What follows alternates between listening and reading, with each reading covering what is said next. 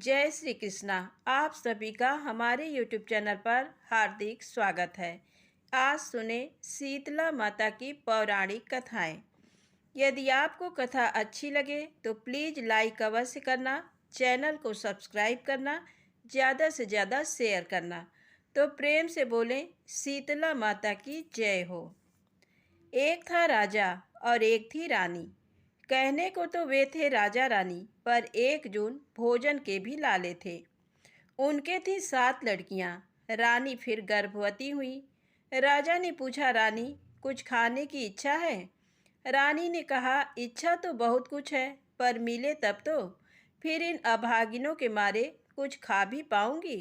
राजा ने कहा, जो इच्छा हो बोलो, रात में बनाकर खा लेना। रानी ने खीर खाने की इच्छा प्रकट की। राजा ने दूध, चावल, शक्कर इत्यादि मांग जांचकर प्रबंध कर दिया।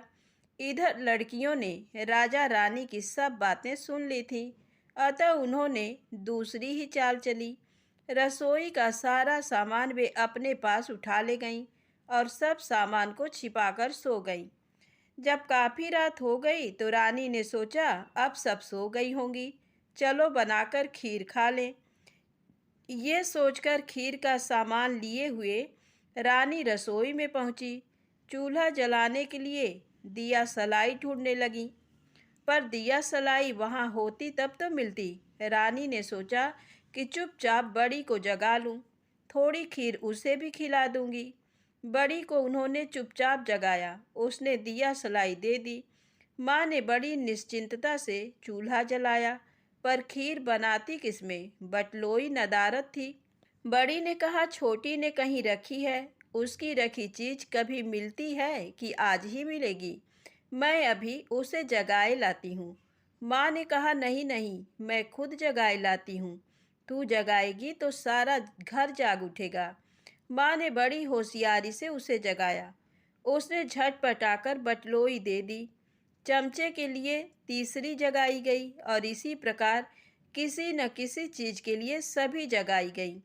ये स्थिति देखकर रानी जल भुनकर राख हो गई। किसी तरह बेमन खीर पकाई। छोटी लड़की सबसे होशियार, उसने खीर में छोटे छोटे पत्थर डाल दिए। रानी ने सोचा कि ऊपर ऊपर की पतली खीर उन्हें परस दूं और बाद में नीचे की गाढ़ी गाढ़ी खुद खाऊंगी। इस तरह उसने ऊपर ऊपर की सब खीर अपनी लड़कियों के लिए परस दी। लड़कियों ने चटपट खीर खाकर डकार ली और जाकर सो रहीं। जब रानी ने बटलोई अपनी थाली में पलटी तो थाली बज उठी। खीर की जगह कंकड़ पत्थर। खैर, किसी प्रकार उसने पत्थरों से छुड़ा छुड़ा कर खीर खाई और मन मारकर सो गई। सवेरे उसने राजा से शिकायत की। राजा ने सातों लड़कियों को बुलाया। लड़कियों के आ जाने पर राजा ने कहा, इन लोगों के लिए थोड़ा कलेवा बांध दो। जाऊं इन सबको बेर मकोइयाँ खिला लाऊं। रानी ऊबी तो थी ही, झटपट कलेवा बांध कर ले आई। रानी छोटी से ज़्यादा गुस्सा थी, इसलिए सबके लिए तो कुछ खाने की चीज़ बांधी, पर छोटी के लिए राख बांधी। चलते चलते वे सब एक बीहड़ घने जंगल में पहुँचे। राजा एक पेड़ के नीचे बैठ गए और बोले, मैं थक गया हूँ, आराम करूँगा। तुम लोग छिटक कर बेर मकोइयाँ खाओ। मैं इस पेड़ पर से पगिया फहराऊँगा, तब लौट आना। सातों खूब मज़े में घूम घूम कर जंगली फल खाने लगीं। इधर राजा पेड़ की डाल से पगिया बांधकर चला गया। जब लड़कियां खा पीकर छक गईं और थक भी गईं तो पीछे घूमकर देखा, पेड़ पर पगिया लहरा रही थी। सबने कहा, अब चलो, पिताजी बुला रहे हैं। सबने लौट कर देखा तो पिताजी का कहीं पता न था। पिताजी के न मिलने पर सभी खूब रोई धोई, पर हार कर उसी जंगल में रहने लगी। जंगली फल फूल खाकर और तालाब का पानी पीकर दिन काटने लगीं। अब वे सोचने लगीं कि क्या किया जाए। उन्होंने सोचा कि यहाँ पास के नगर में शीतला देवी नहीं है, वही बना जाए। पर देवी बनने के लिए कुछ शक्ति चाहिए, कुछ सिद्धि चाहिए। कुछ झाड़ियाँ उखाड़ी और बोली कि अगर हम में सत है तो पानी निकल आए। मिट्टी की गधियाँ बनाई और बोली, हम में सत हो तो ये सचमुच की गधियाँ बन जाएं। पलक मारते ही पानी निकल आया और कान फटफटाकर गंधियां सीपों सीपों करने लगीं। सातों बहनें गधियों पर सवार होकर नगर की ओर चल दी। नगर में पहुंचकर उन्होंने राजा और एक भाट के घर में प्रवेश किया। राजा का पुत्र और भाट के सभी बच्चे शीतला माता से पीड़ित हो गए। सातों बहनें पहले राजा से मिलने चलीं। राजा से किसी ने पहले ही आकर बतला दिया कि आपकी मौसी आपसे मिलने आ रही हैं। राजा ने पूछा, कितने दल कितने पैदल? उसने कहा, न दल है न पैदल, गधियों पर सवार हैं। राजा ने हुक्म दिया कि जलते तेल और बांस की मार से उनका स्वागत किया जाए। ऐसा ही हुआ। जल जाने के कारण सातों बहनें चीखती चिल्लाती भागी और एक कुएं की जगह पर जाकर छटपटाती हुई गिर पड़ी। भाट की पत्नी कुएं पर पानी भर रही थी। पानी भरकर रस्सी का फंदा उसने जो झटका तो पानी की कुछ बूंदें उन सातों पर पड़ी। शीतल जल के छींटों से सातों के संतप्त मन शीतल हो गए। उन्होंने प्रसन्न होकर आशीर्वाद दिया, जैसे तुमने हमको जुड़वाया वैसे ही तुम्हारे बच्चे जुड़ाए। भाट की पत्नी ने सोचा कि जब इनको हमारे बच्चों का हाल मालूम है तो अवश्य ही ये देवियां हैं। उसने एक गगरी फोड़ डाली और भर भर खपरी उन्हें नहलाने लगी। जैसे जैसे वे बहनें जुड़ाने लगीं वैसे वैसे बच्चे भी ठीक होते गए। बच्चों ने बिल्कुल ठीक होकर खाना मांगा।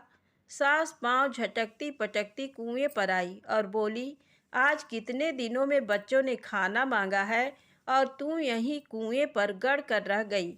वह बोली, अम्मा, कुछ बुरा भला मत कहो, इनकी कृपा से ही बच्चे अच्छे हुए हैं। शीतला जुड़ा गई। भाट के घर गाजे बाजे बजने लगे। राजा ने पता लगाया कि किसके यहाँ बाजे बज रहे हैं, जबकि उसके घर में उसका बच्चा बीमार है। राजा ने भाट को गिरफ्तार करवा के बेड़ियां डलवा दी और काल कोठरी में बंद करवा दिया। शीतला ने उसकी बेड़ियां काट दी और उसको मुक्त कर दिया। राजा ने फिर पकड़ मंगवाया और फिर बेड़ियां डाल दी। शीतला ने फिर काट दी। राजा बेड़ियां डलवाता जाता और शीतला काटती जाती। अंत में राजा ने हार कर शीतला की शरण ली। बड़ी पूजा की, मानता मानी, पर शीतला देवी न मानी। उन्होंने कहा, अगर तुम्हारी स्त्री मेरी मंडपी बनाए और तुम कलेवा दो तो एक काना खुथरा लड़का मिल सकता है, नहीं तो वह भी नहीं। राजा रानी ने विवश होकर वैसा ही किया। उनका बच्चा अच्छा हो गया, पर देवी के कोप से वह काना खुथरा हो गया। तो प्रेम से बोले, शीतला माता की जय हो। आइए सुने शीतला माता की दूसरी कहानी। एक कुंवारी कन्या रोज घर की देहरी के नीचे लीपती और शीतला माता से प्रार्थना करती, मैया मुझको सुख से रखना। उसकी भक्ति देखकर शीतला माता के मन में बड़ी गाढ़ पड़ी। सोचने लगी कि उसको कैसे सुखी रखा जाए। न इसके बाप, न माँ, न कोई भाई भतीजा। अभी इसका विवाह भी नहीं हुआ कि लड़का देकर इसे खुश कर दें। वहीं पास के जंगल में एक दिन एक राजा शिकार खेलने आए। शीतला माता ने सारे जंगल का पानी सोख लिया। राजा को बड़ी प्यास लगी, पर कुएं तालाब तो सब सूखे पड़े थे। राजा ने एक और चील कौओं को उड़ते हुए देखा तो अपने सिपाहियों को भेजा, वहाँ जरूर पानी होगा। राजा के सिपाही वहाँ पहुँचे। वहाँ एक 12 वर्ष की कन्या लहर लहर झूल रही थी और महर महर गा रही थी। पास में एक दोनिया में सत्तू और तुतुइया में पानी रखा था। सिपाहियों ने पास जाकर पूछा, बेटी यहाँ कहीं पानी नहीं है, राजा को बड़ी प्यास लगी है। लड़की ने कहा, यहाँ कहीं पानी नहीं है, तुम मेरी तुतुइया लेते जाओ और सत्तू लेते जाओ, इसी से तुम्हारा राजा नहा लेंगे, पानी पी लेंगे। हाथी घोड़े फौज फाटा सब नहा धो लेंगे और पानी पी लेंगे और इस सत्तू से सबका पेट भर जाएगा। सिपाहियों ने कहा कि हम राजा के हुक्म बिना नहीं ले सकते। सिपाही राजा से पूछने के लिए वापस आए। वे राजा से बोले, वहाँ ताल तलैया नदी सरोवर कुछ भी नहीं है। वहाँ तो केवल एक 12 वर्ष की कन्या लहर लहर झूल रही है और महर महर गा रही है। पास में एक दोनिया में सत्तू और एक तुतुइया में पानी रखा है। वह कहती है कि ये तुतुइया भर पानी और दोनिया भर सत्तू ले जाओ। इसमें तुम्हारे राजा की सारी फौज नहा धो खा पी लेगी। आज्ञा हो तो ले आएं। राजा ने कहा, ये भी कोई पूछने की बात है। यहाँ तो प्यास के मारे जान निकली जा रही है। तुतुइया भर पानी में, और नहीं तो मेरा गला तो सिंच ही जाएगा। सिपाही चल दिए और तुरंत लड़की के पास पहुँचे और तुतुइया भर पानी और दुनिया भर सत्तू लेकर राजा के पास लौटे। राजा ने स्नान किया, पूजा संध्या की, खाया पिया। सारे लाव लश्कर ने नहाया खाया पिया। हाथी घोड़ों ने नहाया खाया पिया, पर दुनिया भरी की भरी रही और तुतुइया का पानी उतना का उतना। राजा को बड़ा आश्चर्य हुआ। राजा सिपाही से बोले कि लड़की का सामान लौटा आओ और उससे पूछ आओ कि तुम्हारे माँ बाप कौन हैं। सिपाही लड़की के पास आए और उसका बड़ा एहसान माना। लौटते समय लड़की से पूछा, तुम्हारे माँ बाप कौन हैं? लड़की ने बताया, हमारे तो कोई नहीं है, केवल तपस्वी हैं। वे भिक्षा के लिए गए हुए हैं, रात में आएंगे। वे यहाँ रात भर रहते हैं, हमें दुनिया में सत्तू और तुतुइया में पानी देकर बड़े सवेरे चले जाते हैं। सिपाही ने कहा, जब तुम्हारे तपस्वी आए तो कहना कि राजा साहब ने बुलाया है। रात में जब तपस्वी आए तब बेटी बोली, तुमको राजा के सिपाही बुला गए हैं। तपस्वी बोले, न राजा की सीमा में रहता हूँ, न उनका दिया खाता हूँ, राजा हमको क्या बुलाएंगे। पर भोर होते ही राजा के सिपाही वहाँ आ पहुँचे और तपस्वी से बोले, चलो तुमको राजा साहेब ने बुलाया है। बहुत चिरौरी विनती करने पर तपस्वी सिपाहियों के साथ राजा के पास गए। राजा के पास पहुंचकर तपस्वी ने पूछा, राजा मुझे क्यों बुलाया है?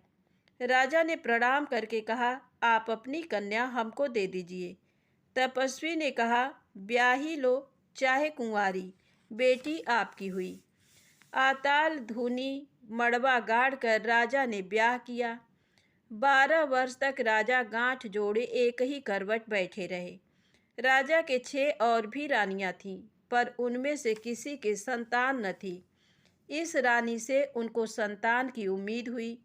राजा को सारी प्रजा समझाने लगे कि आप 12 वर्ष से गांठ जोड़े बैठे हैं और उधर राज्य नष्ट हुआ जा रहा है। महाराज, राजकाज भी संभालिए। राजा चले तो रानी ने कहा, हमारे बाल बच्चा होने को है और आप जा रहे हैं, हमारे पेट में पीड़ा होगी तो क्या होगा। राजा ने कहा, हम घंटा बांध जाते हैं, जब जरूरत हो बजा देना, हम फौरन आ जाएंगे। राजा चले, थोड़ी ही दूर गए होंगे कि रानी ने घंटा बजा दिया।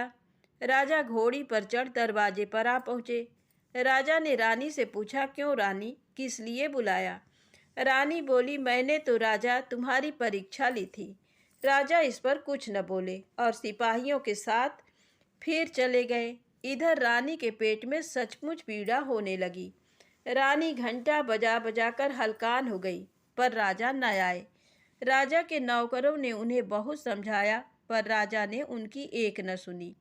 राजा ने कहा, रानी हंसती बिलसती है, उसे कोई तकलीफ नहीं है। जब राजा न आए तब रानी ने निराश होकर सौतों और दासी से पूछा कि लड़का कैसे होता है।